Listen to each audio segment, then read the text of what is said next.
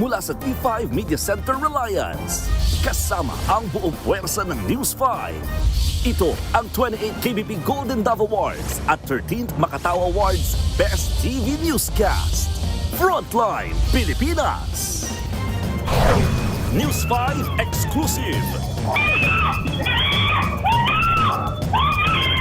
Misis na ayaw na makipagbalikan, minartilyo ni Mister. Buti na lang, may sumaklo ng pulis. Pinay sa Singapore, bigla na lang sinipa ng isang dayuhang lalaki habang nasa mall. Mga kapwa Pinoy, to the rescue! Isa pang exclusive. Ang barberong yan, imbis na manggupit, sa pagnanakaw kumapit. Mga tambay na nabitin sa inuman ng hold up ng tricycle driver. Kapatid, sawi ka ba sa pag-ibig? Huwag baliwalain ang nararamdaman dahil pwede ang mauwi sa literal na sakit sa puso. Mga hotel sa Baguio, halos fully booked na ngayong magpa-Valentine's Day at nalalapit na rin ang Panagbenga Festival. At eto na nga, Mark Heras nag-beast mode sa mga gumagawa raw ng kwento tungkol sa kanyang video na umiiyak.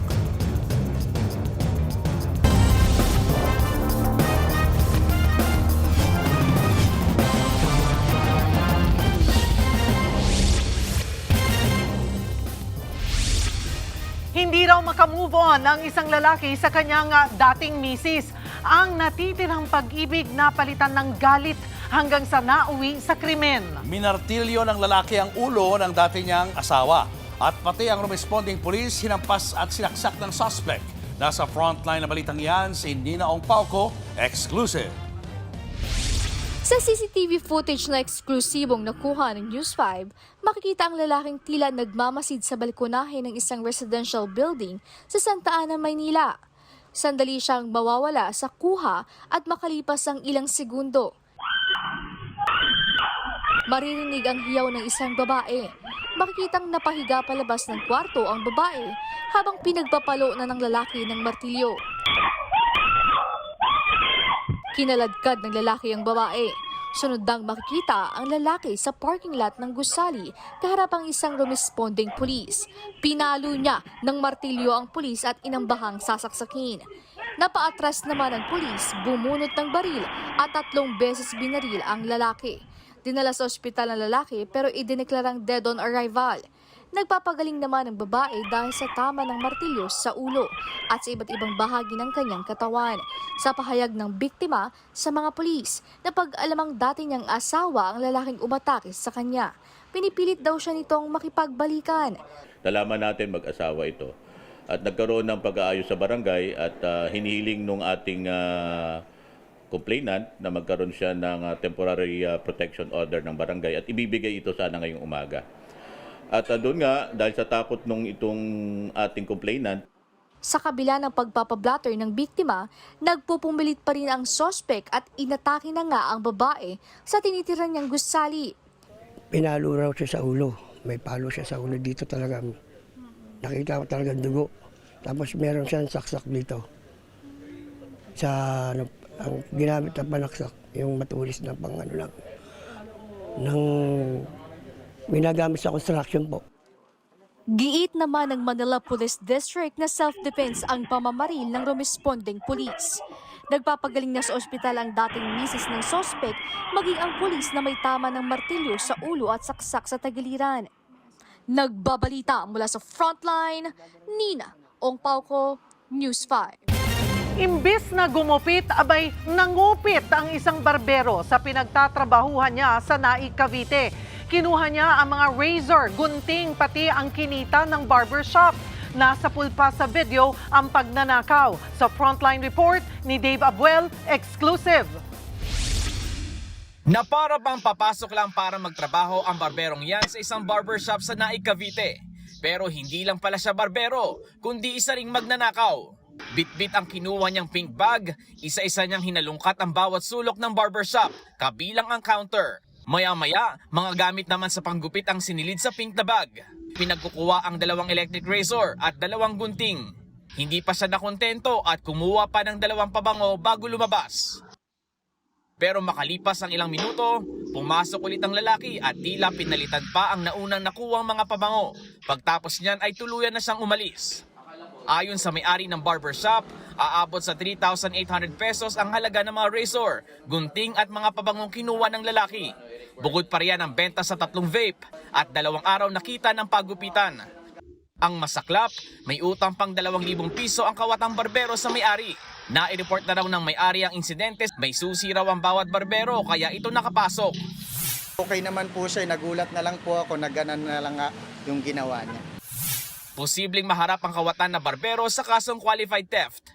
Nagbabalita mula sa Frontline, Dave Abuel, News 5. Mga kapatid, mag-ingat po sa pagpaparepair ng inyong cellphone. Sa Agusan del Norte, inireklamo ang isang technician na nagpakalat ng maselang video ng binatilyong nagpaayos sa kanya ng cellphone. Nasa frontline ng balitang yan si Brian Castillo. Naalimpungatan sa pagtulog ang lalaking yan nang bulagain ng mga pulis sa kanyang bahay sa Habonga, Agusan del Norte.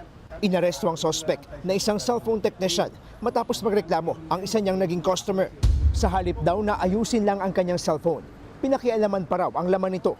Pinakalat ng suspect ang masiselang larawan at video ng lalaking customer at kanyang girlfriend. Kumalat na sa barangay, sa pamilya at sa school yung video ng biktima. Ito ay nagdulot ng, of course, ng matinding pangamba at kahihiyan sa bata. Ayon sa PNP Anti-Cybercrime Group, parehong grade 11 students at minor de edad ang mga biktima. Inilipat daw ng technician ang masiselang larawan at video sa kanyang sariling cellphone at ipinamigay online. Libre lang daw ang mga ito. At kung kani-kanino sinesend gamit ang dummy account. Posible nga, kanya lang katuwaan or hidden agenda. Ba't mayroon siyang hidden agenda na hindi pa natin natutuwa? Sabi ng suspect, ito raw ang unang beses na ginawa niya ito sa isa sa kanyang mga naging customer. Pero hindi isinasantabi ng PNP Anti-Cybercrime Group ang posibilidad na may mga nauna na itong biktima. Nasa kustodiya na ng Habonga Municipal Police Station ng suspect. Mahaharap siya sa reklamong paglabag sa Anti-Online Sexual Abuse or Exploitation of Children Act. May payo naman ng PNP sa mga magpapagawa ng cellphone. Huwag kayong tiwala na iwanan ang cellphone. So unless na nalinis yung cellphone nyo, bago nyo ipa-repair at iwanan. Nagbabalita mula sa Frontline, Brian Castillo, News 5. May bago ng may-ari ang kontrobersyal na Rolls-Royce na mag-asawang Diskaya na dati raw binili ng mga kontratista dahil sa payong na freebie. At kabilang sa mga bidder ay ang TV host na si Willie Revillame. Bukod sa mga sasakyan ng mga Diskaya, ipasusubasta rin ang mga sasakyan na konektado umano kay dating Congressman Zaldico. Nasa frontline ng balitang yan, Simon Gualvez. Matapos ang dalawang hindi matagumpay na bidding, opisyal nang naisubasta ng Bureau of Customs ang itim na Rolls-Royce Cullinan 2023 model. Ito yung kontrobersyal na luxury vehicle na mag-asawang kontraktor na sina Curly at Sara Diskaya na binili dahil sa freebie nitong payong. Ang lone bidder na si Pio Velasco ang nakakuha ng mamahaling sasakyan. Siya ang founder at CEO ng Igorot Stone Kingdom Incorporated sa Baguio. Hindi maitago ang saya ni Velasco dahil pangarap daw ng kanyang namayapang ama na magkaroon ng ganitong sasakyan. Nanghihinayang din daw si Velasco kung masisira lamang ang sasakyan na isa raw sa naging daan para madiskubre ang flood control scandal. Our first purpose is to save it from eventual destruction if ever, and to preserve a piece of history nga that this car is historical kasi nga it opened the floodgates of the interest of the nation to this rampant corruption. Mula sa mahigit 29 million pesos na floor price nito, lampas 1,000 piso lamang ang dinagdag ni Velasco sa kanyang bidding. Pinag-aaralan nila ngayon kung gagamitin o i-display ang naturang luxury vehicle sa kanilang theme park sa Baguio. Bukod kay Velasco, may 2 pang registered bidders na nakapagsumite ng mga dokumento at nakapagbayad ng registration fees. Kabilang dito ang TV host na si Willie Revillame. Yun nga lang, parehong hindi nakapunta ang dalawa sa tinakdang oras ng bidding. We could not delay the proceedings kasi gusto nga natin very transparent tayo. We do not want people thinking that we are giving special attention or kumbaga parang extra attention to other people. So we had to stick with the timelines. Paliwanag ng Bureau of Customs, muling isasalang sa public auction ang mga hindi nakuwang luxury vehicle. Kabilang na rito ang 7 iba pang mamahaling sasakyang pagmamay-ari ng Diskaya.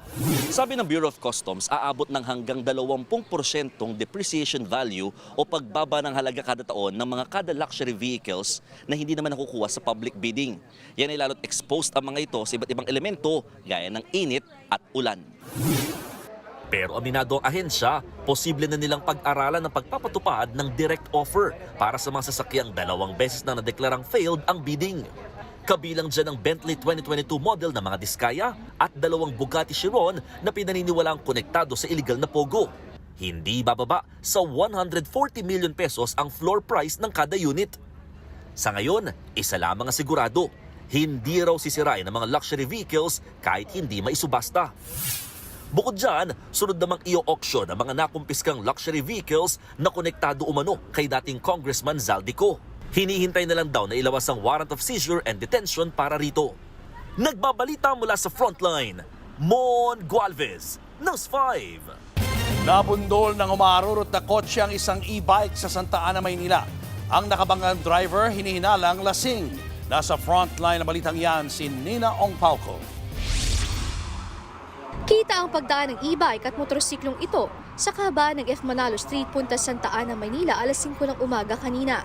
Paglagpas sa pedestrian lane, tumilapon sa sidewalk ang e-bike matapos nasalpok ng isang kotse. Damay din ang nakasunod na motor.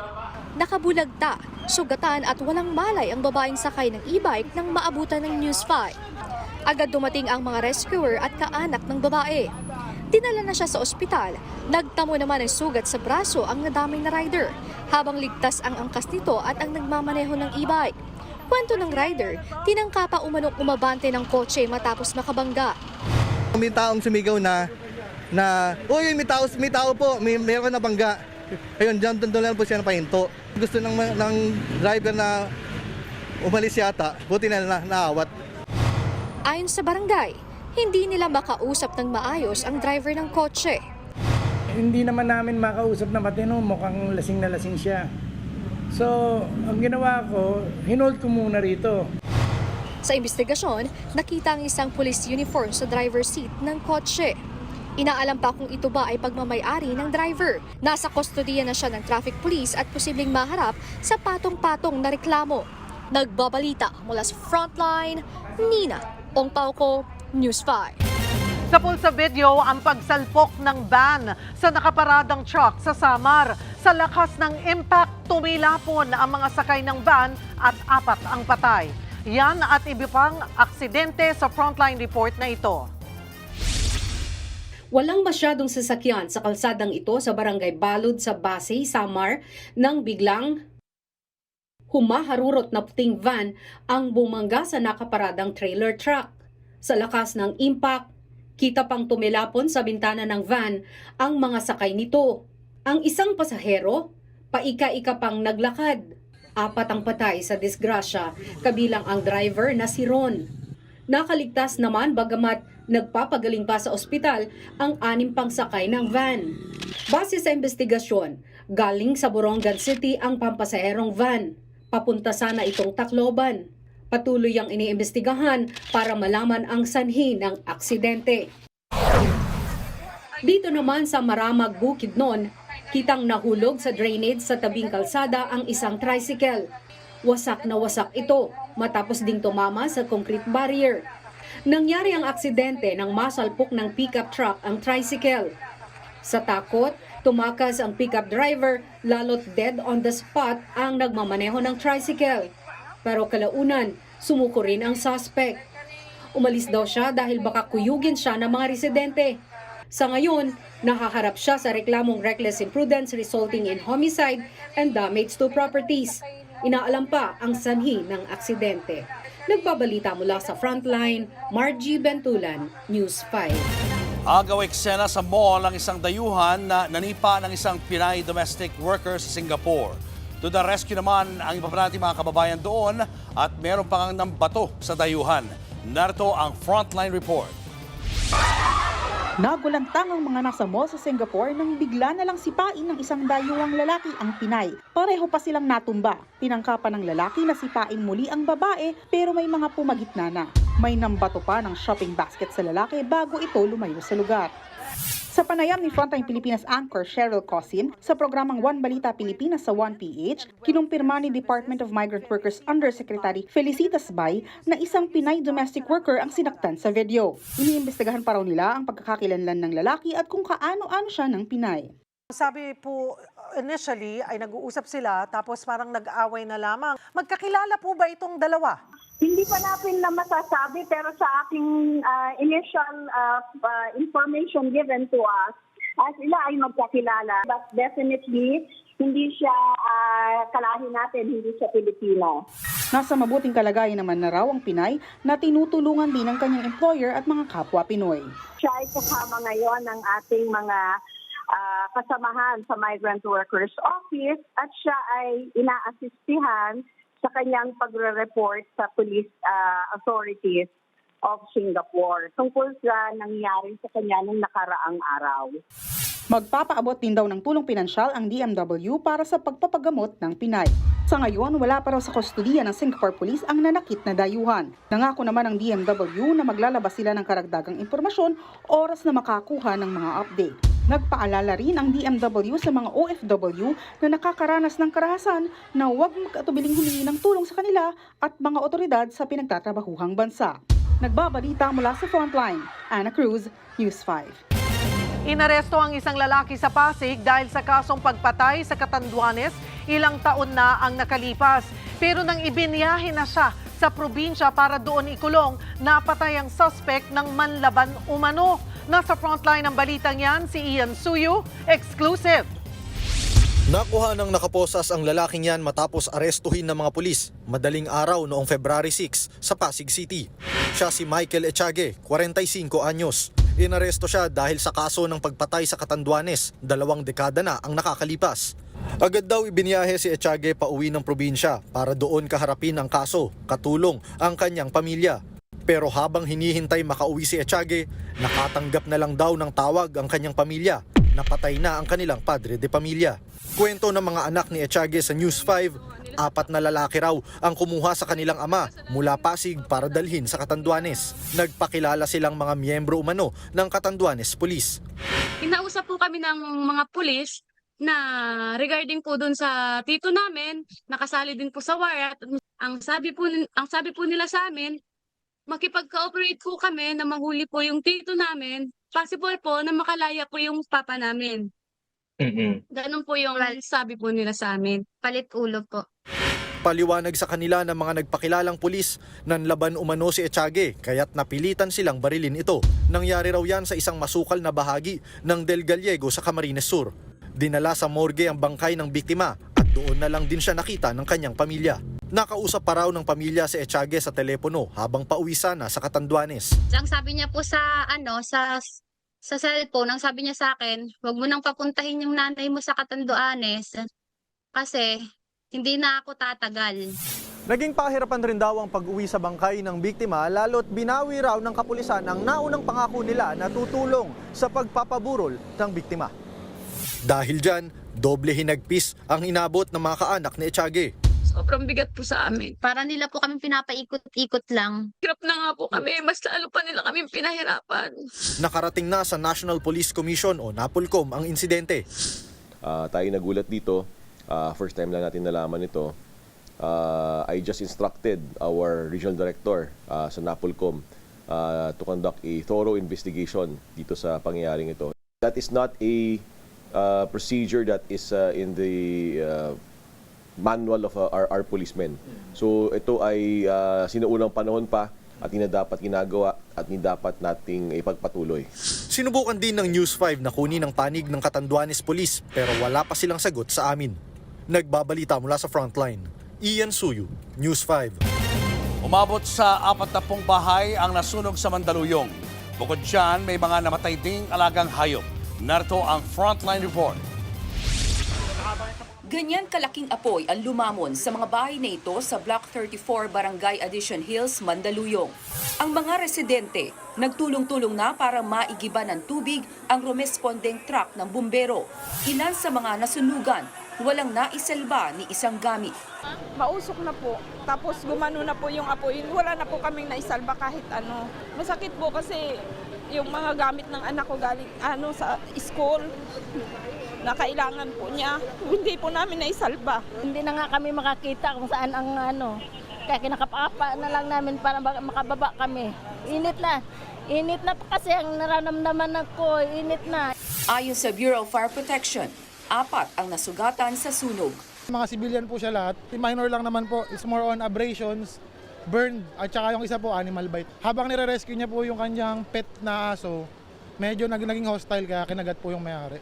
Pero ilang alagang hayop ang nasawi sa sunog.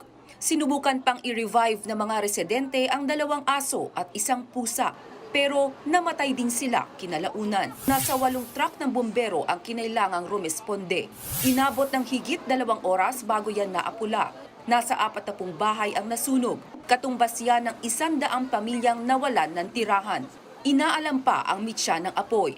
Pansamantalang tumutuloy sa evacuation center ang mga nasunugan. Nagbabalita mula sa frontline, Naomi Dayrit, News 5. Kahit patay na ang impeachment complaints laban kay Pangulong Bongbong Marcos, may mga bagong ebidensyang ibinahagi ang Makabayan Bloc laban sa pagtanggap umano ng kickback ng Pangulo. Ang source daw niyan ay ang mismong bagman ni PBBM. Nasa frontline ng balitang yan, si Marian Enriquez. Kahit pa binasura na ng Kamara ang reklamong impeachment laban kay Pangulong Bongbong Marcos, nanindigan ng mga kongresista ng Makabayan Bloc, may malakas na ebidensya at direktang sangkot ang Pangulo sa pagtanggap ng kickbacks sa flood control projects. Giit ni ACT Teachers Party List Representative Antonio Tino, nakita raw niya mismo ang screenshots ng mga umano'y palitan ng mensahe ni PBBM kay Yusek Adrian Bersamin na tinawag niyang bagman ng Pangulo. Ang record ng communication mula umano December 2024 hanggang July 2025. Sabi po sa mensahe, complete na po ang 7.122 delivery sa akin. Tapusin ko po ang computation today. Kalakip nito rin ang detalyadong computation ng mga pinaggastusan ng 8 billion na kickback. Kasama po rito, pangunahin ang gastos para sa mga kandidatong sinuportahan ng Pangulo noong nakaraang eleksyon. Kasama rin daw dyan ang gastos sa advertisement sa TV, pambayad umano ng 6 na milyong piso sa dayuhang poster at 68 million pesos umanong talent fee sa isang performer na ginamit sa kampanya. On July 10, pinaabot ni Yusek Bersamin na may delivery para sa Pangulo sa Nara Residence sa Forbes Park at sa sagot ng Pangulo. Sasabihan ko, si June Baris.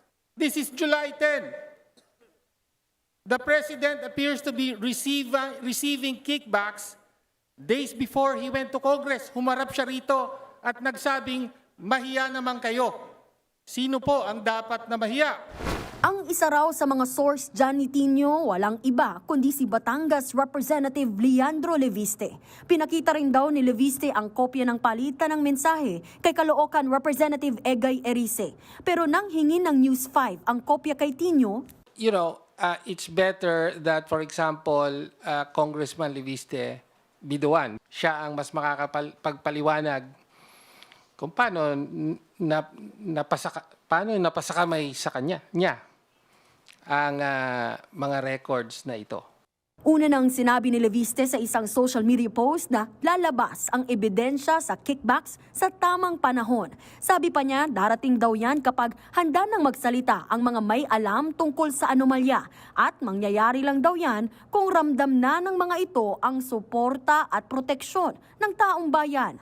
Samantala, hinamon ng Makabayan Bloc ang Ombudsman at Kongreso na imbestigahan ang naturang mga ebidensya ng kickbacks. Dapat daw managot ang lahat ng sangkot mula sa baba hanggang tuktok. Itong bagong developments na ito, seryoso at hindi dapat ipagsawalang bahala. In-explore po ng Makabayan, pinag-aaralan yung pag-file ng kaso laban sa mga opisyales na sangkot. No? Included po dito ang mga Bersamin, for example, DBM Secretary Pagnanganan, DepEd Yusek Trejiv, etc. Lahat po sila ay implicated sa DPWH Yusek Bernardo affidavit at yung ebidensyang naisiwalat sana sa impeachment proceeding. So kailangan nating malaman yung sagot nila. Pinabulaanan naman ng palasyo ang mga bagong ebidensya. Hindi na raw bago ang intriga laban sa Pangulo na nakafocus daw ngayon sa mga isyong pang-ekonomiya. Nagbabalita mula sa Frontline, Morgan Enriquez, News 5. Hindi naniniwala ang Malacanang na dumidistansya si Vice President Sara Duterte sa kanyang mga kaalyado para hindi raw mapag-initan. Pero sa gitna ng panibagong impeachment complaints, ang busy pa rin ang may pinakamataas na satisfaction rating ayon sa SWS. Ano nga sa Frontline sa balita, si Brel Montalvo ng News 5 Mindanao. Matipid ang pahayag ni Vice President Sara Duterte nang muling matanong sa 3 impeachment complaints laban sa kanya. Ito reaction ninyo sa 13 impeachment against you po? Naglabas na ba kami ng statement sa reaction? Naglabas na yung defense. Oo, naglabas na sila ng reaction. Binisita ng BC ang Hulo-Sulu at ang Zamboanga City para kumustahin ang mga naulila at survivor ng lumubog na ferry sa Basila noong Enero. Sa ngayon, nakatenga pa sa Kamara ang mga reklamo impeachment laban sa BC. Kaugnay naman sa umuugong na kudita sa Senado, dumistansya raw muna ngayon si VP Sara sa mga kaalyado niyang senador. Wala naman akong nakakausap na senador sa term sharing. In fact, hindi ko na nga kinakausap yung mga senators. Kasi napapansin ko kapag merong kumakausap sa akin or tumutulong sa akin or kahit man lang nangangamusta sa akin ay binabanatan ng administrasyon. Pinafailan ng kaso, dinedreten, hinaharas. So ang nangyayari sa akin ngayon ay hindi ako makikipag-usap sa mga tao para na lang maiwas sila sa init ng ulo ng administrasyon. Buwelta naman dyan ng Malacanang. It's another story telling a lie. Tandaan po natin, hindi natin malaman kung saan ba nanggagaling ang kanilang mga talent sa pag-i-spread ng mga fake news. So, sino ba talaga ang may kakayanan na gumawa ng karahasan? Sino ba ang nagbabanta ng buhay? So, sa ganyang mga statement, just tell it to the Marines. Sa kabila ng mga panibagong impeachment complaints, tumaas pa rin ang satisfaction rating ng pangalawang Pangulo. Sa inilabas na datos ng SWS survey, positive 28 ang net satisfaction rating ni VP Sara noong mga huling buwan ng 2025. 6 na puntos siyang mas mataas kumpara noong ikatlong quarter. Ginawa ang survey noong November 24 hanggang 30 nitong nakaraang taon. Inilabas ito isang linggo matapos isapubliko ang satisfaction rating ni PBBM na negative 3. Bahagyang mas mataas kumpara sa negative 5 noong third quarter ng 2025. Nagbabalita mula sa Frontline, Bril Montalvo, News 5. Ayaw paawat ng Chinese Embassy Manila na tinawag pang ipokrito at ignorante ang resolusyon ng Senado laban sa mga pag-atake sa mga opisyal ng ating pamahalaan. Bumuelta naman dyan ang mga senador, habang ang palasyo magiging firm but diplomatic daw ang relasyon sa China. Nasa frontline ng balitang yan, si Mayan Los Baños. Political stunt at anti-China. Ganyan tinawag ng China ang lumusot na resolusyon sa Senado na kumukondena sa tila pangtutrol ng Facebook account ng Chinese Embassy Manila. Inaatake at binabastos kasi sa social media ang ilang opisyal ng gobyerno ng Pilipinas. Dagdag pa ng spokesperson ng Chinese Embassy in the Philippines na si Ji Lingping, kaunti lang ang alam ng mga senador tungkol sa diplomasya at minamaliit nila ang effort sa pagpapalakas ng relasyon ng China at Pilipinas. Ang kaimpokretuhan, kamangmangan at pagiging taklesa daw na yan ay pagbabayaran ng mga ordinaryong tao. Buwelta naman ni Senate President Tito Soto, ang pagtawag ng China na impokrito at mangmang sa resolusyon ay tila pagpapakita na gusto nitong patahimikin ang Senado. Sinasabi raw ng Chinese spokesperson na ini-intimidate ang kanilang diplomats pero sila itong bastos at nag-aakusa ng political stunt. Mukha raw si G ang kauntiang alam sa diplomasya. Iginiit din ni na Senador Kiko Pangilinan at Senador Erwin Tulfo na kung merong hindi diplomatic dito, walang iba kundi ang Chinese Embassy. Nilabag daw kasi nito ang Vienna Convention on Diplomatic Relations. Walang pwedeng magsabi sa atin na bansa na bawal tayo magpahayag na nararamdaman natin, bawal tayo magsalita.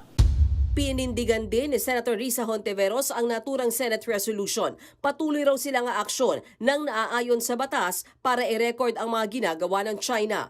Ipapaubaya naman ng mga senador sa Department of Foreign Affairs ang pakikipag-usap sa embahada ng China. The ball now is in the court of the Department of Foreign Affairs. And of course, the Office of the President. So we urge them, tulad nung nasabi natin sa resolution, to act in defense of our institutions. Sa panayam naman ng One News sa programang The Big Story kay retired Associate Justice Antonio Carpio, tingin niya gustong i-apply ng China ang kanilang batas sa Pilipinas. There's no freedom of expression in China. So it's a completely different legal environment there. There, if you criticize the President Xi, you go to jail right away. That's not the case here. So the Chinese would want that kind of conduct apply also to Filipinos. No, we don't recognize that. Tinanong din ang Malacanang tungkol sa issue at ito ang kanilang sagot. Ang Pangulo po kasi ay rumirespeto sa kalayaan ng pamamahayag. Kung may kalayaan po ang China sa kanilang pamamahayag, ganun din naman po ang sino man na Pilipino at kung ano man din po ang inihayag ng Senado. At muli, uulitin po natin ang posisyon ng Pangulo patungkol po sa relasyon sa China. Firm but diplomatic po.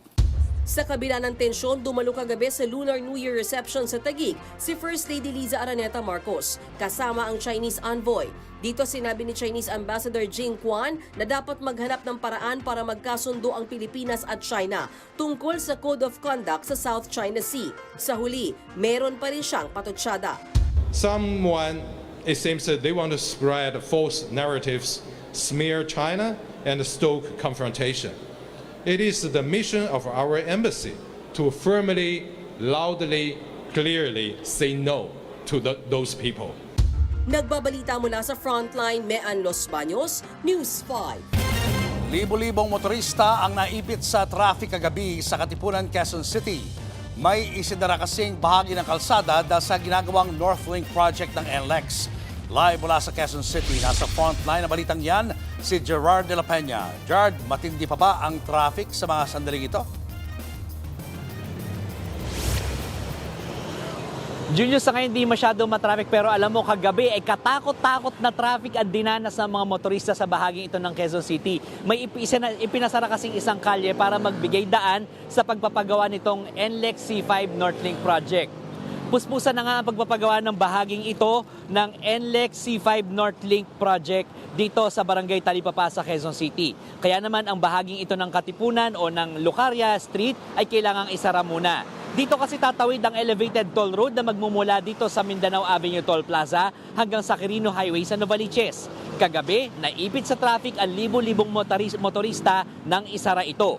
Ang Katipunan Street o ang Lucaria Street kasi ang nagsisilbing shortcut mula Mindanao Avenue papunta sa Novaliches proper. Kaya ngayong sarado ito, kailangan pang pumunta ng mga motorista sa dulo ng Mindanao Avenue at dumaan sa General Luis Street papuntang Novaliches o sa North Caloocan. Ang mga galing Novaliches naman, sa General Luis pa rin ang daan para makapunta sa Mindanao Avenue Toll Plaza. Nagpatawag na ng meeting kanina ang pinuno ng Public Safety and Traffic Management Division ng Caloocan dahil malaking bahagi ng General Luis Street ay nasasakupan ng Caloocan. Hindi raw naabisuhan ng lokal na pamahalaan ng Caloocan at Valenzuela ukol dito. Inamin naman daw ng kontraktor na nagkulang ito sa pagbibigay ng sapat na panahon para maabisuhan ng mga motorista. Hindi rin daw sapat ang mga na-recruit na traffic enforcers. Pakinggan natin ang kanilang pahayag. May problema sila sa recruitment dahil marami yatang hindi pumasa or kukunti pa yung nag-a-apply sa kanila. So ang sabi namin, sana kung ganun pala, hindi muna natin isinara. Di ba? Nandito naman ang local government, ang Caloocan, willing naman kami tumulong sa kanila. Kaya lang, hindi nga lang kami na-informed kaya nagkabiglaan din. Julius, hindi nga muna tuluyang isasara ang Lucaria at magpapatupad ng stop. Yun yung plano, unang plano, magpatupad ng stop and go traffic scheme, pero mamaya raw ay bubuksan na ito ng tuluyan sa mga motorista. Magpapakalat na rin ang mga traffic enforcers ang 3 lokal na pamahalaan sa kanilang mga kinasasakupan para tumulong sa traffic management. Ayon sa NLEX Corporation, tatagal ang pagpapagawa sa bahaging ito ng proyekto hanggang sa Abril. Pero kalahati pa lamang ito ng proyekto. Tatagos ang buong elevated toll road hanggang sa C5 Road. Kaya ang biyahe mula Mindanao Avenue papuntang Commonwealth na kasalukuyang inaabot ng kalahating oras, 10 minuto na lamang. Julius, sa mga oras nito ay napakaluwag ng daloy ng trapiko dito sa bandang ito ng Mindanao Avenue. At mamayang gabi rin ay sisikapin din ng mga otoridad na mabuksan na ang sinarang bahagi ng Lucaria. 1 week itong nakabubuksan muna at kapag nakapag-comply na raw ang contractor sa mga requirements ay saka ito isasara sa publiko. Julius. Maraming salamat, Gerard de la Peña. Pati raw ang mga kongresista nakakatanggap ng mga text scam na nanghihingi ng contact number ng mga mayor at DPWH officials. Tila pinalalabas din daw na nakikipagtransaksyon sila sa mga flood control project. Nasa frontline ng balitang yan, Simon Gualvez. May nag-text at ang nakareceive, mga opisyal ng gobyerno kabilang ang ilang kongresista. Hindi na sila pinangalanan ng Cybercrime Investigation and Coordinating Center o CICC. Pero ganito raw yung sample ng text. Formal lang tono ng message na nanghihingi ng contact number ng mayor at ng bagong regional director ng DPWH sa isang lugar. Git ng CICC, scammer yan.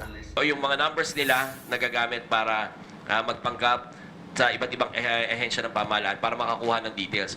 Pinapakalat sa iba't ibang mga ahensya at saka heads ng pamahalaan natin na nagpapanggap, whether it's the president, yung nagreklamo rin sa atin, yung several congressmen. Ang tawag sa scam na yan ay spoofing. Nagpapanggap na isang tao o institusyon para makapagnakaw ng impormasyon. Kabado naman ang mga nakatanggap ng message dahil baka raw sila madamay sa kontrobersyal na flood control scandal. Yung manner ng mga text is parang nakikipag-transaction sa mga government officials regarding the flood control scandal. So, iniisip namin baka magamit siya as parang ebidensya para i-frame or ipahamak yung mga government officials natin. Kahit wala naman silang, hindi nila kilala kung sino yung kausap nila. Nangyayari ang text scam sa messaging app na Signal. May security feature naman daw ito pero pwede kasing i-edit ang username at gawing numero ng politiko. Nakatago yung number credential. Ibig sabihin, hindi namin makuha kaagad yung numbers unless we talk to the application provider itself, si Signal mismo. Nakikipag-ugnayan ng CICC sa Signal app na nasa Amerika ang opisina. Babala pa ng mga otoridad maging mapanuri sa mga matatanggap na mensahe. Maiging magduda raw lalo na kapag humihingi na ng impormasyon. At sa panahon ngayon, hindi na raw masamang mang-snub o mandedma ng mga mensaheng paasa at wala ka naman daw mapapala. Nagbabalita mula sa Frontline, Mon Gualvez, News 5. Showbiz, eto na nga! Mga kapatid, eto na nga ang mga maiinit na showbiz balita ngayong Miyerkules. Naglapag ng resibo si sex bomb IZ ng pag-uusap nila ng anak niyang si Sofia Trazona. Base nga po sa text messages nila ng anak na trans woman, huli po silang nagpalitan ng mensahe nitong February 7 lang. Same day yan ng surprise appearance ni IZ sa Sex Bomb concert. Mababasa pa dyan ang palitan ng I love you ng mag-ina. Caption pa nga po ni IZ, ayaw daw sana niya itong ilabas, pero marami raw kasing nagkokomento kahit hindi alam ang tunay na kwento.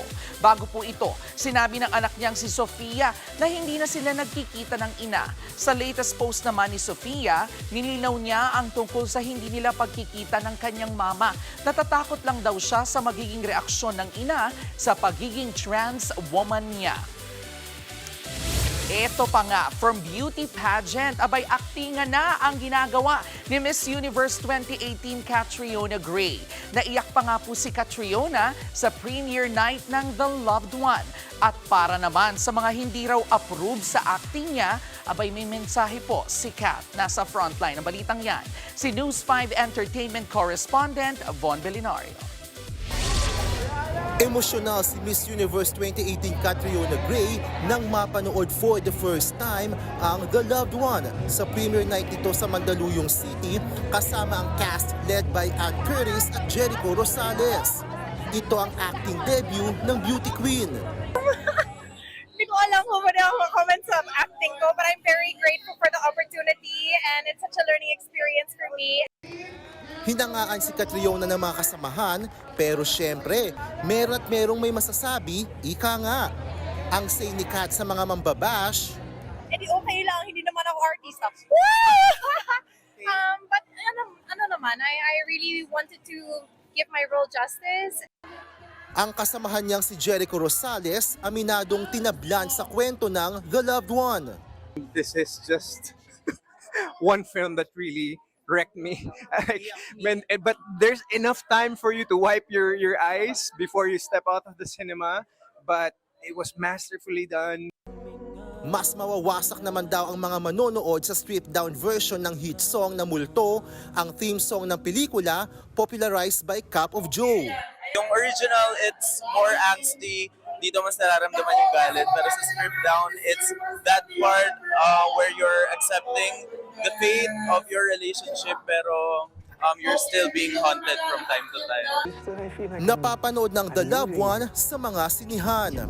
Nagbabalita mula sa Frontline, Von Belinario, News 5. Susunod, lalaking nagbantang ikakalat ang masiselang video ng kanyang ex-arestado. News 5 exclusive, negosyante sa Cebu patay sa hit and run. Vlogger na si Francis Leo Marcos iimbestigahan ng PNP matapos siyang magbihis pulis. At Mark Heras nag-beast mode sa mga gumagawa raw ng kwento tungkol sa kanyang crying video. Abangan ang lahat ng yan sa pagbabalik ng Frontline Pilipinas.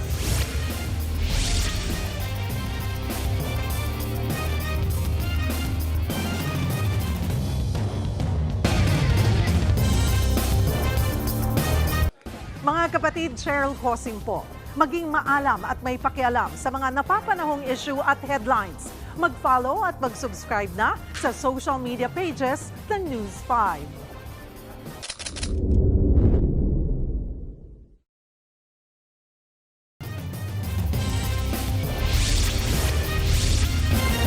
Ngayong nalalapit ang Valentine's Day, timbok ang mga lalaking hindi makamove on sa kanilang ex. Umabot pa sila sa pambablackmail at sextortion. Narito ang Frontline Report.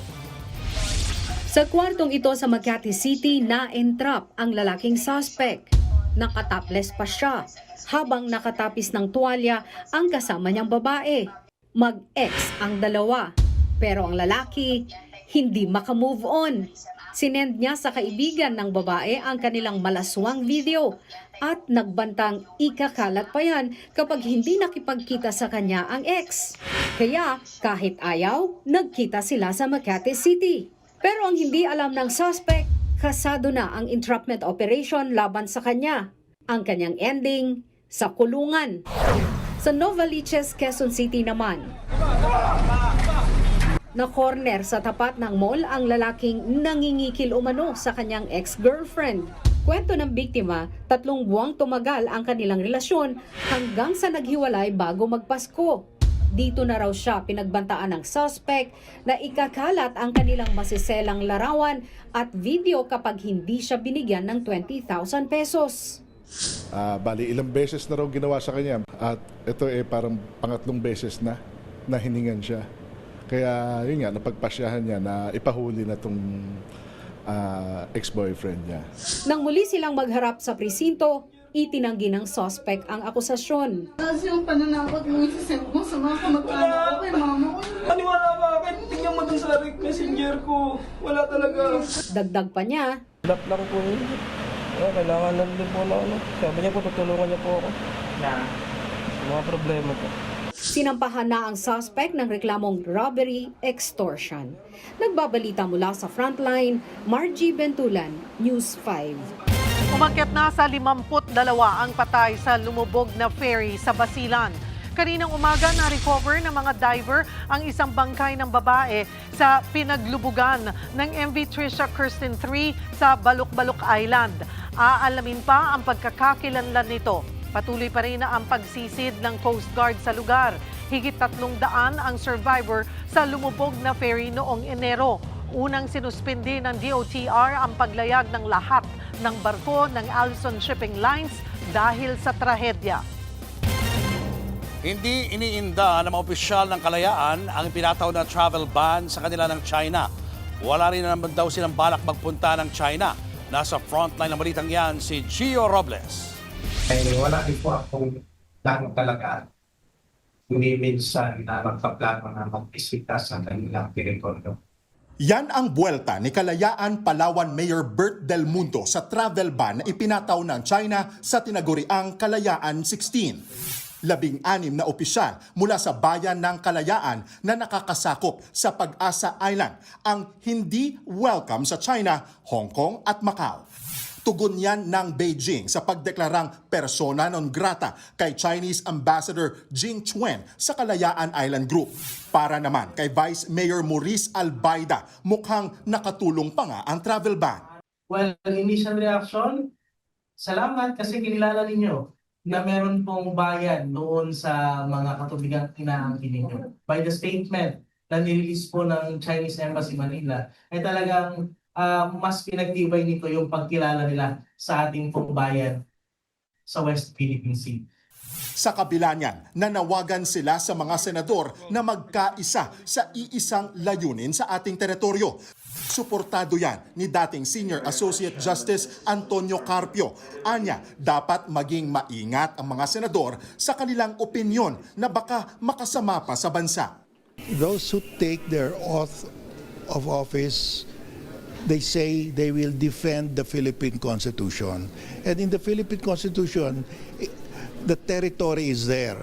So if you're a government official, you should be careful because you have taken an oath to defend the Constitution.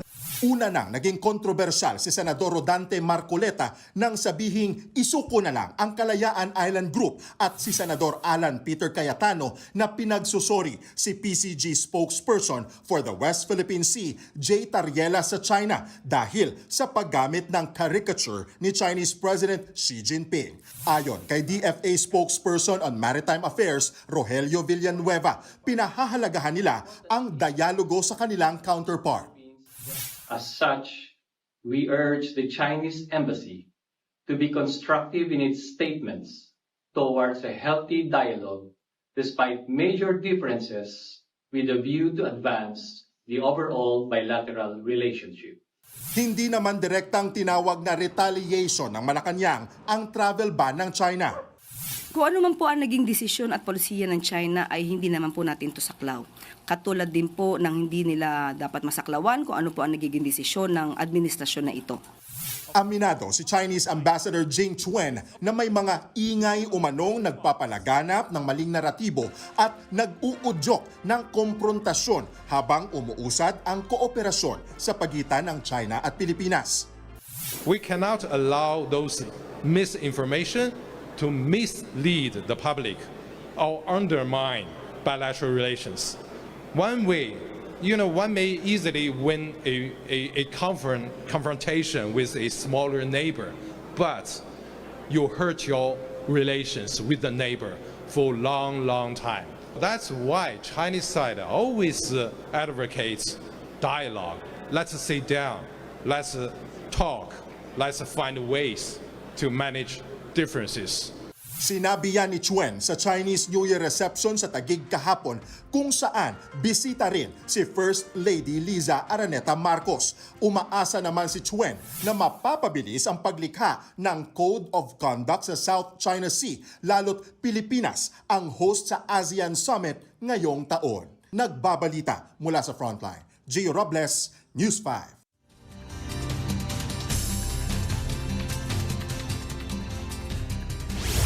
Weather update tayo mga kapatid. Sa ngayon, wala naman tayong binabantayang anumang sama ng panahon o low pressure area sa loob at labas ng ating Philippine Area of Responsibility. Pero meron tayong mga grupo ng kaulapan o cloud cluster dito sa eastern portion ng Mindanao na maaaring magdala ng mataas na tsansa ng pag-ulan dito po sa eastern portion ng Mindanao sa darating na weekend. Pero sa ngayon, ito pa rin pong shear line ang nagpapaulan sa ilang bahagi ng ating bansa. Tumatagos pa po yan dito sa area ng Mimaropa. At ito mong amihan ay nagdadala rin po ng pag-ulan, pero yan din po ang nagdadala ng malamig na panahon sa malaking bahagi ng Luzon. Dahil nga po dito sa ating tinatawag na shear line, possible po yung ating kalat-kalat na pag-ulan. At maula po ang panahon natin dito sa Eastern Visayas, Bicol Region, Quezon, at nag-extend pa nga po yan dito sa Mindoro, Romblon, Marinduque. Kasama na po dyan ang northern portion ng Palawan, maging dito sa area ng Capiz at Aklan. Possible naman yung ating mga kalat-kalat na maihinang pag-ulan dito naman sa mga areas ng Aurora, Isabela, Cagayan, maging dito sa mga kabundukan ng Cordillera, kasama na po dyan ang area ng Baguio State. So mag-ingat po tayo sa mga posibleng epekto ng mga pag-ulan na yan, gaya ng mga flash floods and landslides. Ramdam din po yung ating breezy o mahangin na kondisyon at malamig po yan dahil pa rin sa ating amihan. Dito nga po sa Mimaropa, tumatagos po yan. Maging dito po sa areas ng Calabarzon, Central Luzon, kasama na po dyan ang Metro Manila. At magpapatuloy po ang malamig na gabi at madaling araw at malamig na panahon hanggang sa Valentine's weekend na po yan. Kaya sa mga mag-iirog at sa mga may date, may enjoy po natin ang malamig na panahon sa darating na weekend. At sa mga wala naman date, dapat lagi tayong ready sa ating mga jacket at mga kumot o anumang pananggalang sa lamig. Dito nga sa Metro Manila, magpapatuloy din po ang maliwalas sa panahon. Magiging maganda po ang sikat ng araw tuwing umaga hanggang tanghali. Pero pagsapit ng hapon, nagiging bahagyang maula po yung ating panahon. At kuminsan, meron tayong mga isolated lamang o yung mga pagulan hindi naman masyadong tumatagal at yan po ay mahihina lamang. At yan muna latest sa ating lagay ng panahon. Muli ako po ang inyong weather frontliner, Alvin Pura, na lagi may panahon para sa iyo. Showbiz, eto na nga! Mga kapatid, eto na nga, balik concert scene ang tinaguriang inspirational diva na si Jamie Rivera ngayong Valentine's season. Pero bago po siya nakapaghanda sa upcoming show, nagkaproblema pala siya sa lalamunan. Nasa frontline ng balitang yan, si MJ Marfori exclusive.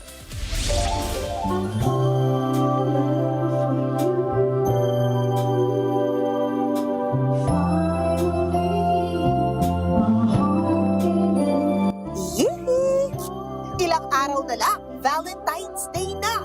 Kaya naman the OPM icons are out para sa kani-kanilang mga Valentine's Day concerts. Gaya na lang ni Jamie Rivera na inimbitahan ng News 5 sa kanyang rehearsals. Pero bago pa pala ang pagbabalik niya sa concert stage, may pinagdadaanan palang health issue ang tinaguriang inspirational diva. Eksklusibo niya itong chinika sa atin. I still have laryngitis and acid reflux. So, the whole month I wasn't talking. So, talagang medyo hirap. And I had to memorize, not just mentally. I cannot sing. So, medyo struggle. Pero, it's getting there. At ngayon, just in time, para sa February 13 show nila ni Raymond Lauchenko, ay makakakanta na siya ulit. God said, be still and know that I am God. Yan. Sabi niya, cool ka lang. And God has its own, meron siyang perfect timing eh. Though hindi masyadong active sa music scene, aktibo naman si Jamie as a spiritual warrior online. Partikular na sa mga faith-based content creators na naglipana para sa views at clicks online. Ang opinion dito ni Jamie, ang gusto lang naman nila, amen eh. Kaya mo sila, di ba? Basta as long as your prayer is sincere, you pray the prayer. Ganun. Walang problema yon. Basta as long as you know that what is it's not about them. It's between you and God. Pag inatake mo si Mama Mary, kaaway mo ko. Lalo na pag si Mama Mary. Away tayo. Panoorin ang pagbabalik concert stage ni Jamie with Raymond Lauchenko this Friday. Nagbabalita mula sa Frontline, MJ Marfori, News 5. Ito pa nga, shout out sa mga PUPians dyan. Maghanda ng mag-ingay mga kapatid dahil sa inyo po ang next stop ng Vibe Campus Tour. Punuin na ang inyong mga energy tank para sa Todo Max na kulitan with Vibe Jocks Dylan Minor, Ana Ramsey at Queenay. Makikisaya rin dyan sina Jendy, Mark Ian, Nico at Baileys. Siyempre, hindi yan vibe stage kung walang live performances mula sa ilang paborito niyong OPM artists. Let's get vibin' PUP. Bukas po yan sa Oval. Susunod, mga tambay na nabitin sa inuman ng hold-up ng tricycle driver. Lalaking nagbebenta ng e-wallet, nagmamakaawa ng arestuhin ng mga pulis. Karambola ng 3 sasakyan sa pasaway na driver sa pool sa video. At vlogger na si Francis Leo Marcos iimbestigahan ng PNP matapos siyang magbihis pulis. Yan at iba pa sa pagbabalik ng Frontline Pilipinas.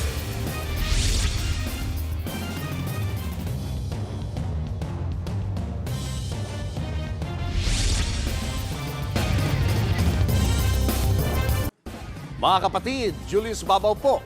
Para sa komprehensibo at makabuluhang balitaan at talakayan, mag-follow at mag-subscribe na sa social media pages ng News 5.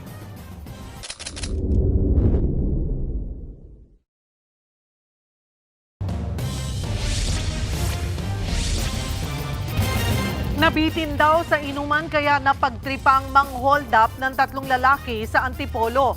Ang biktimang tricycle driver sugatan matapos masaksak. Nasa frontline ng balitang yan, si Gary De Leon. Namamagapang kanang kamay ng tricycle driver na si Archie matapos niyang salagin ang patalim ng mga hold-upper sa barangay San Isidro, Antipolo City. Sa kuha ng CCTV, kita pa kung paanong tila naghihintay ang 3 sospek sa eskinita. Nang dumaan na ang nakapulang si Archie, pinalibutan siya ng mga sospek. Hindi na masyadong maaninag pero kinuyog nila si Archie at dinala sa dulong bahagi ng eskinita. Doon na nila ito hinold up at sinaksak. Napatakbo pa ang isang lalaking nakakita dahil sa takot pero muli siyang bumalik para saklolohan si Archie. Binitawan na ng 3 sospek ang biktima saka pinaalis. Natangay ng 3 hold-upper ang cellphone at perang kinita ni Archie sa pamamasada. Naglaban po ako sir kasi dito dapat ang tama ko eh.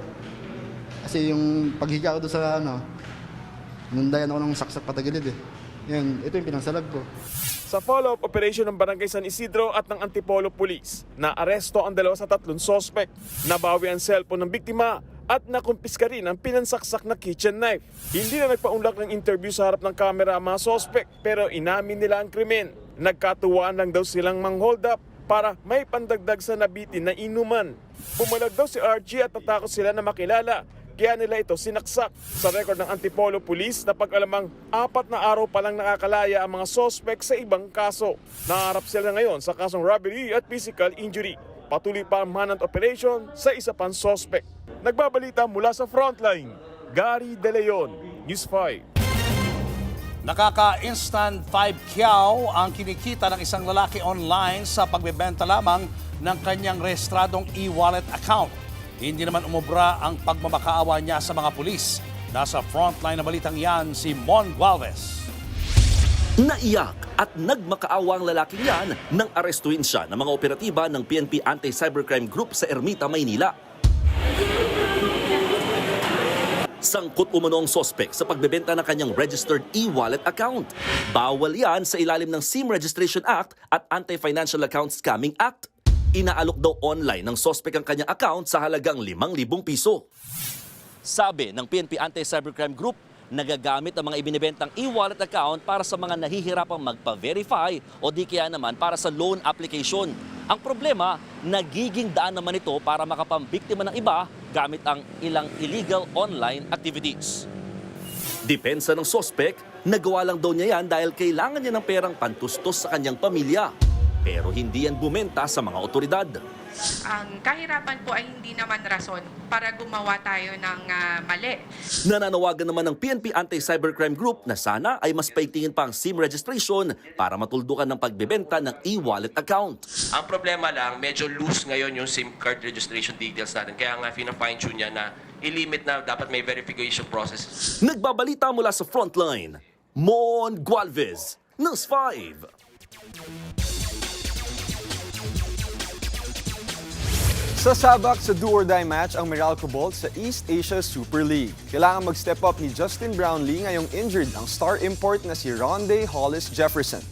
Live mula sa Smart Araneta Coliseum, nasa frontline ng balitang yan si Ian Suyu. Ian, anong latest dyan?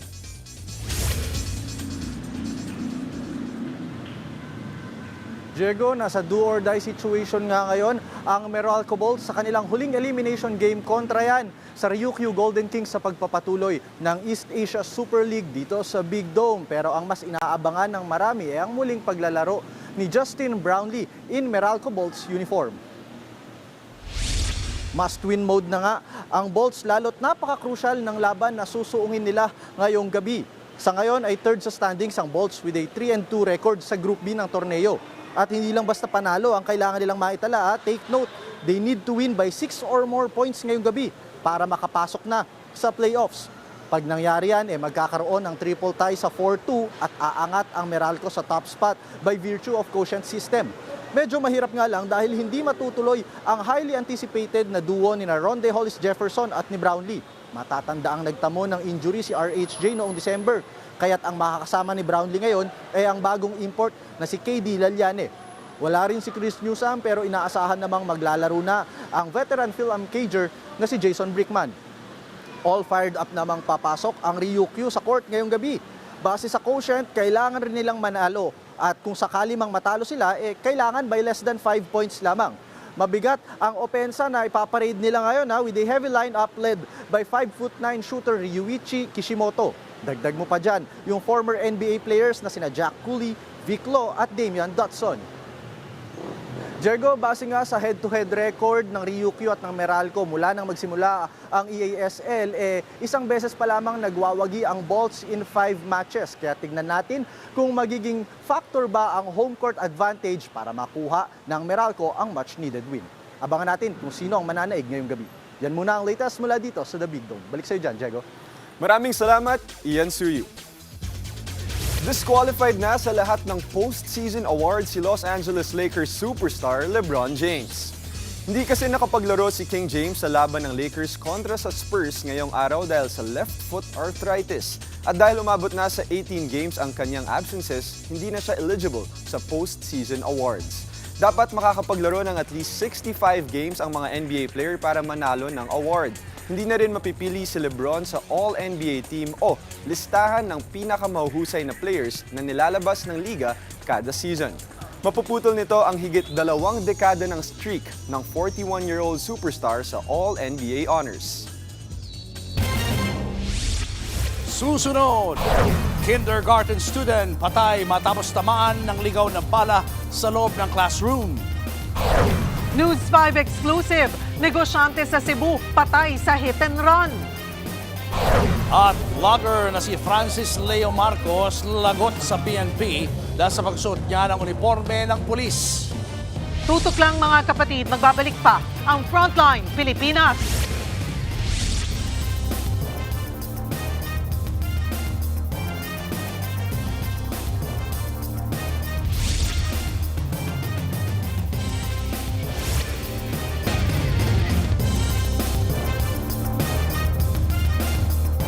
Mga kapatid, Jervy Wrightson po. Eto na nga. Para sa latest showbiz news at iba pang alaman, mag-follow at mag-subscribe na sa social media pages ng News 5.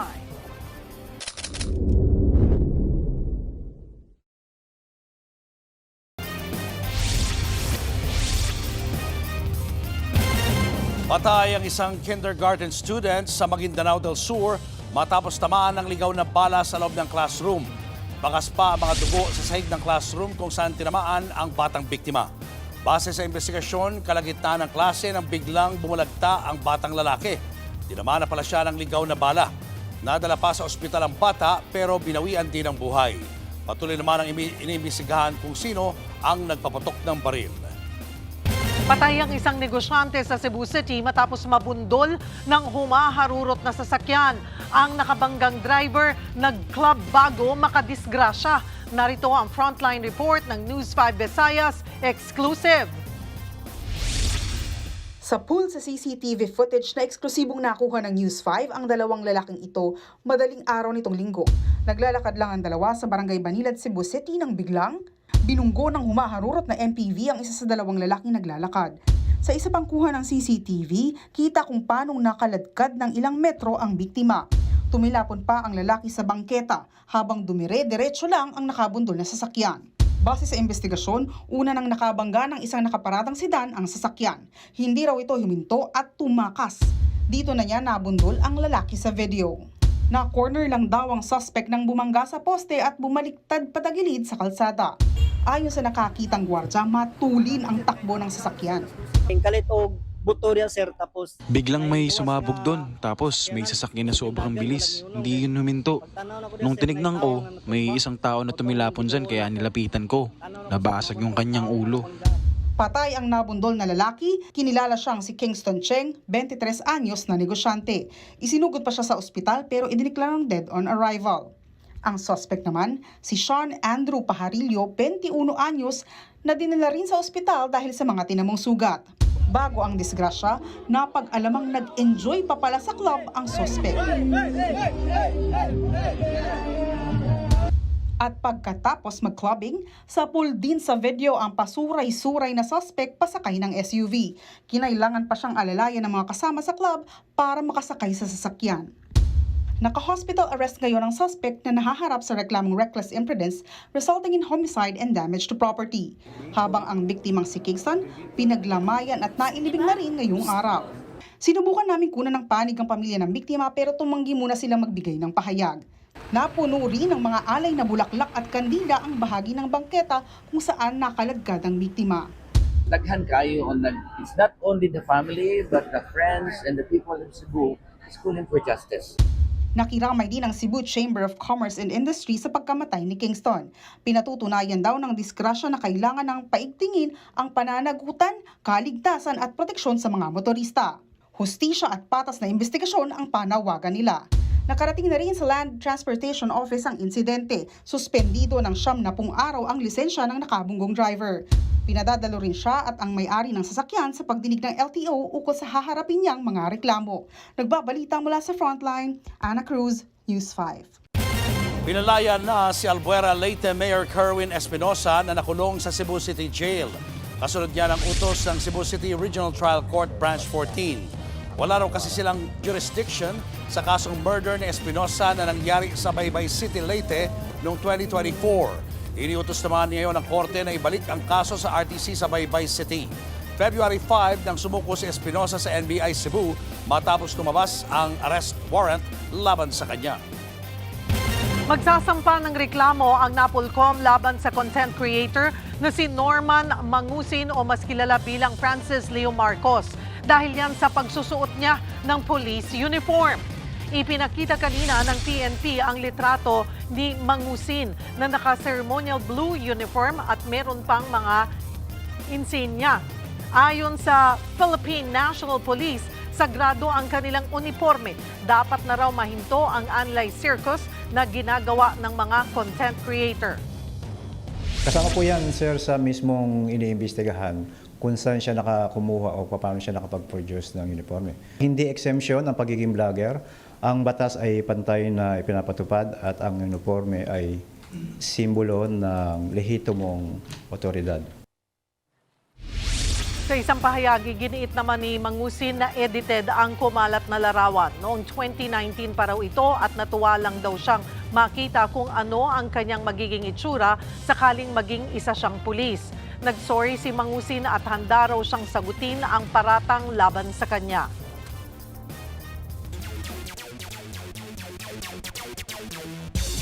Nakuha na ng Creamline Cool Smashers ang una nilang panalo sa PVL All-Filipino Conference matapos pabagsakin ang sister team na Choco Mucho Flying Titans. 4 na set ang kinailangan ng Creamline para matalo ang isa sa pinakamahigpit nilang rival. Nanguna si Bernadette Pons with 19 points, 18 excellent receptions, and 13 digs. Nagpakitang gilas din ang kapitana nilang si Gia de Guzman with 20 excellent sets and 8 points. Sa gitna naman ng 4th set ay umexit si Choco Mucho spiker Ea Laure. Siniguro naman ng teammate niyang si Cici Rondina na nasa maayos na kondisyon si Ea at may na-strain lang na muscle. Samantala, spotted naman na nanunood sa gitna ng higit 12,000 spectators si Akari Chargers blocker Fifi Sharma kasama niya ang rumored boyfriend na si Jared Schnacki. Yan muna ang latest sa Frontline ng sports. Ako po, si Diego Dario. Showbiz, eto na nga! Mga kapatid, eto na nga. Na beast mode si Mark Heras sa mga umano'y gumagawa ng kwento tungkol sa kanyang viral crying video. Pinag-usapan online ang video na yan na in-upload niya last week kung saan makikitang umiiyak ang actor-dancer. Sa isang bagong social media post, sabi pa nga po ni Mark, personal ang dahilan ng emosyonal niyang video at wala raw kinalaman sa trabaho. Ramdam ang taas ng emosyon ni Mark na ilang ulit pang nagmura. Giit pa ni Mark, may naka-line up siyang mga project kaya tigilan na raw ang paggamit sa kanyang video bilang content. Napaulat din kamakailan ang tungkol sa pag-unfollow sa isa't isa ni na Mark at ng kanyang misis na si Nicole Donesa. Wala pang pahayag ang mag-asawa kaugnay nito. Susunod, narampola ng 3 sasakyan na sa pasaway na driver sa pulsa video. At caricature na usong-usong ngayong gamit ang AI, saan nga ba nagsimula? Tutok lang mga kapatid, magbabalik pa ang Frontline Pilipinas.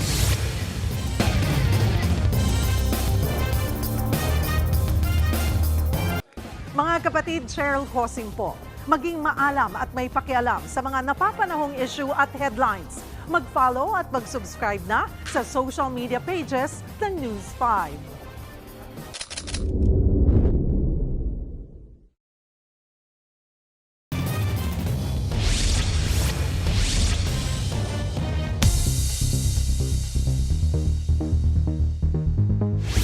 Nagkarambola ang 3 sasakyan ng dahil sa pasaway na driver sa Russia. Sa kuha ng dashcam, illegal na nag-left turn ang itim na kotse. Hindi agad yan napansin ang paparating na sasakyan kaya nasalpok ito. At sa lakas ng impact, bumukas ang driver's seat at tumilapon sa kalsada ang driver. Nabangga rin ang may-ari ng dashcam. Nakaligtas naman ang mga motoristang sangkot. Pero pinanagot ang driver na dahilan ng karambola. Sa India naman, diretso sa hotel ang isang tanker na nawala ng preno. Wala naman nasaktan bagamat nagpapatuloy pa ang investigasyon. Dumarami raw ang mga estudyanteng nagiging dependent sa artificial intelligence. Ayon sa ASEAN Foundation, ginagamit na raw ang AI sa school works. Nasa frontline ng balitang yan, si Mobile Journal, Ivan Tarinque. Inamin ng estudyante si Avril na gumagamit siya ng AI sa kanyang pag-aaral. Sa tulong kasi nito, mas mabilis daw siyang nakakapag-review at mas naiintindihan niya ang mga aralin. Hindi ko naman po kailangan mag-rely lagi sa AI. Siyempre, kailangan ko po rin intindihan kung ano po yung dapat na pinapagawa sa amin. Ang college student na si Jillian, bahagi raw ng study method ng AI. Sa tulong daw kasi nito, napapalawak ang mga idea at topic na tinalakay sa klase. Hindi siya yung tulad ng mga unethical practice ngayon na kunyari yung sa assignment sa AI na umaasa. Ganun. Sa ulat ng ASEAN Foundation, 83% ng mga estudyante sa Pilipinas ang gumagamit ng AI para sa pagpaparaphrase at academic writing. Nakasaad din sa ulat na 3 sa 4 na mag-aaral ang gumagamit ng generative AI para iparaphrase sa mga online resources. Mismo si teacher, aminadong maaaring gamitin ng AI sa ilang practical na gawain. Paggagawa kalimbawa ng mga excuse slip, mabilis naman nakakatulong naman talaga yan. No? Pero kung mga nagagamit ito as bilang sa aralin, tingin ko doon tayo magkakaproblema. Pero sa pag-aaral, dapat to talaga out na ang AI. Well, hindi lang bumaba yung bumaba yung pagkatuto, hindi pa tama yung pagkatuto kasi nga sabi natin kapag AI hindi naman automatic yan na tama yung resources o yung sources. Sa pagdami ng gumagamit sa AI, nananatiling hamon ang pagtitimbang sa benepisyo at posibleng epekto nito sa pagkatuto. Lalo ngayon na maraming kailangang improve sa kalidad ng edukasyon ng mga estudyanteng Pilipino. Nagbabalita mula sa Frontline, Mobile Journal, Ivan Tarinque.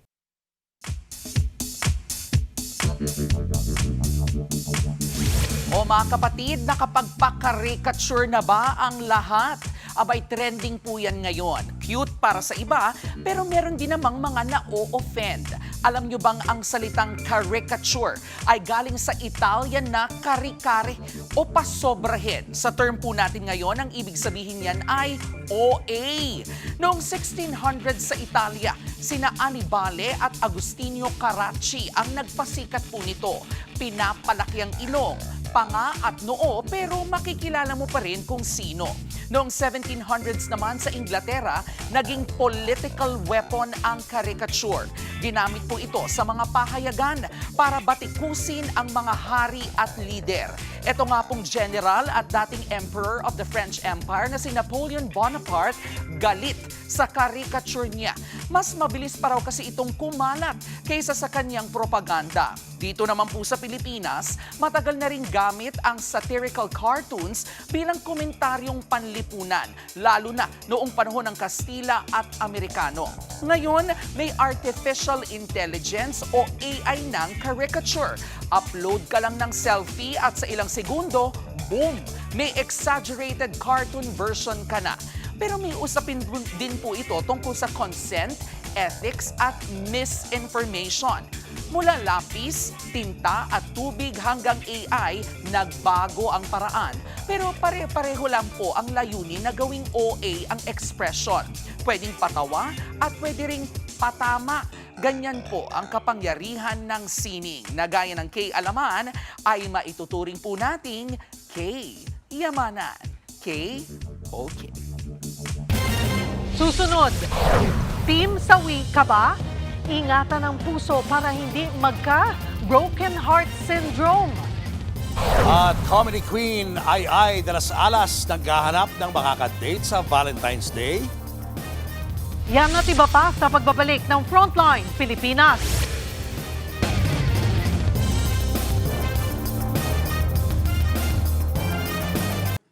Mga kapatid, Julius Babaw po. Para sa komprehensibo at makabuluhang balitaan at talakayan, mag-follow at mag-subscribe na sa social media pages ng News 5.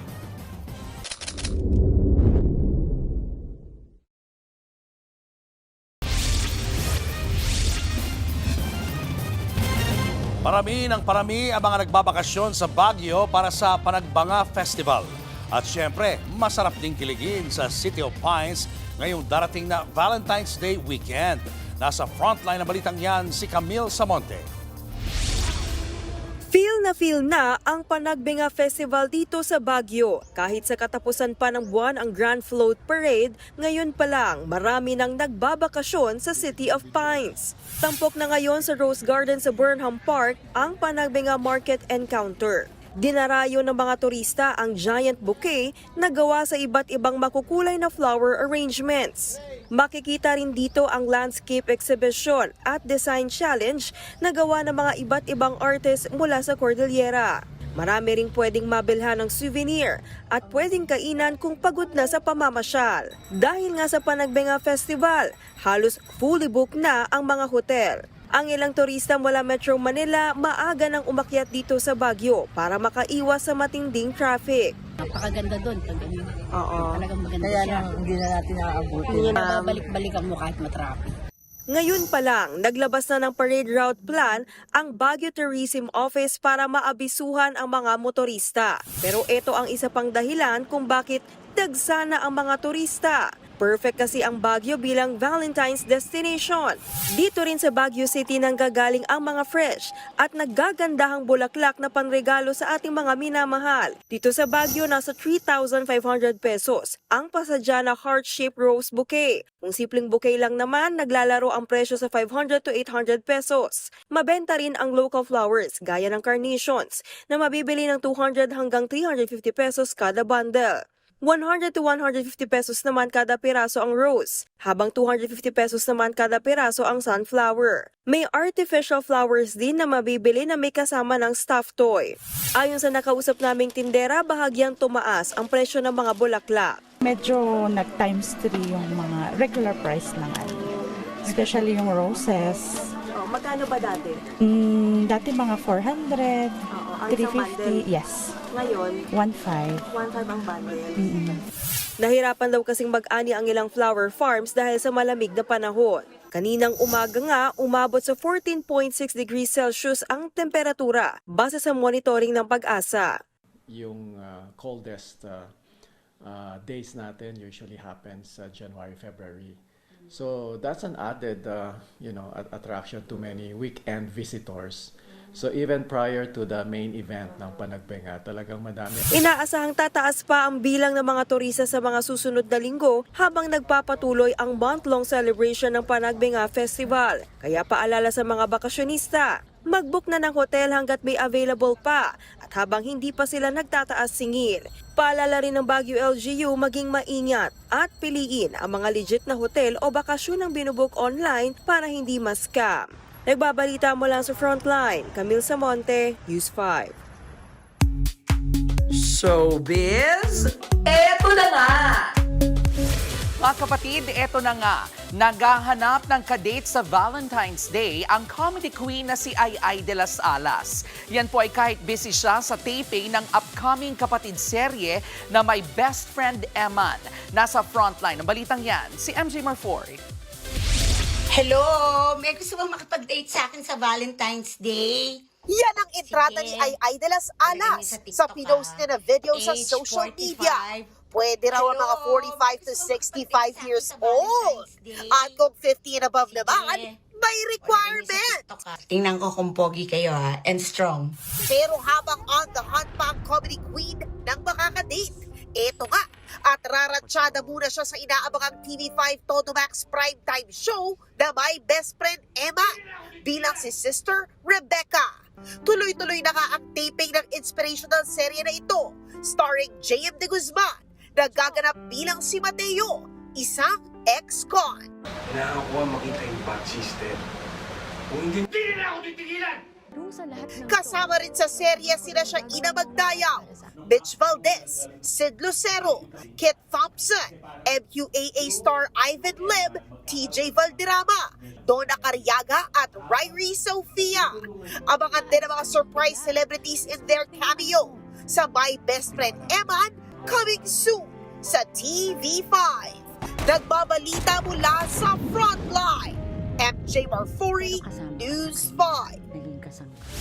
At yan nga po ang ating mga showbiz update at kay Alaman ngayong Miyerkules. See you tomorrow mga kapatid. Ako po si Jerry Rimes. Shout out sa mga broken-hearted dyan. Naku, alam nyo ba kung gaano kasakit yan emotionally and physically? Pwede raw talaga magkaroon ng sakit sa puso ang taong dumaraan sa matinding heartbreak. At ang tawag dito ay Broken Heart Syndrome. Nasa frontline na balitang yan si JC Cosico. Meet Danny Gonzalez, 27 years old, single mula sa Imus, Cavite. Currently in her self-love era, matapos ang fresh breakup sa kanyang 2-year relationship. Umabot na raw kasi sa puntong sobrang toxic na kanilang relasyon. Super controlled lahat. Bawal akong lumabas.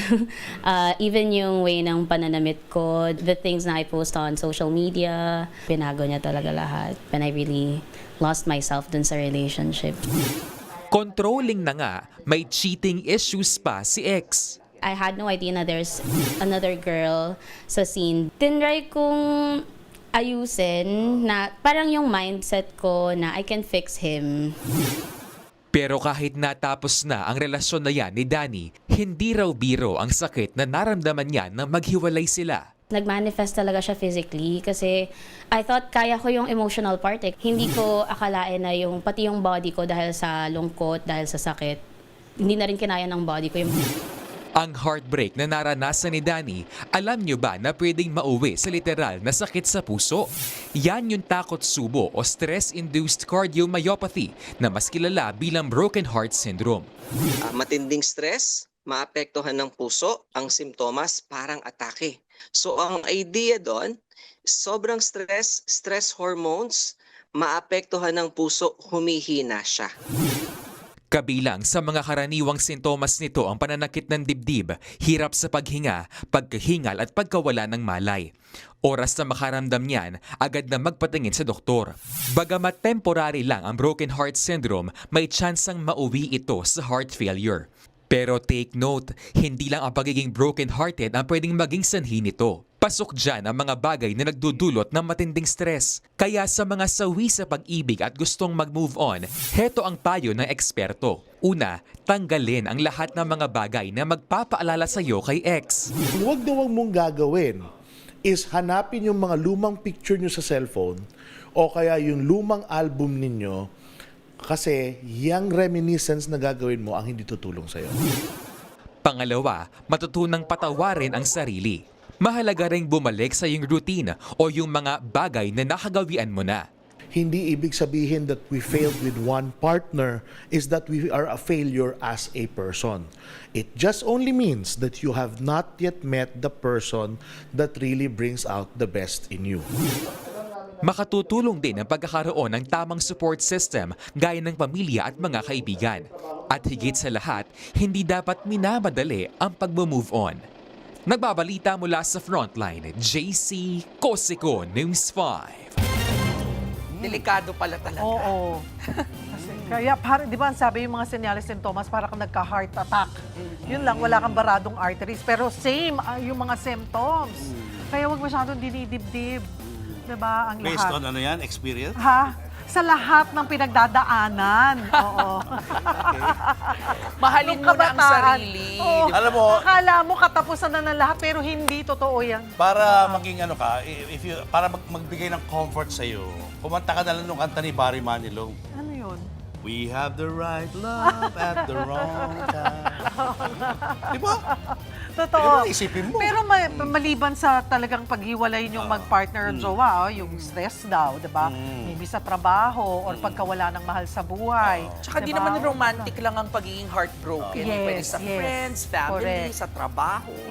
So, take it Mag-pray easy. tayo, mag-pray na Take sana it dumating ang papalit na masigit pa Oo. dun sa huli mong naging kasintahan. Di ba? Oo. Move on lang. Love notes yung ano natin yung ating show ngayon. Abangan niyo ulit kami bukas dito sa TV5 sa 1PH, RPTV, True TV at 105.9 True FM. Kami ang inyong kapatid sa Balitaan at Public Service. Walang iwanan sa Frontline Pilipinas.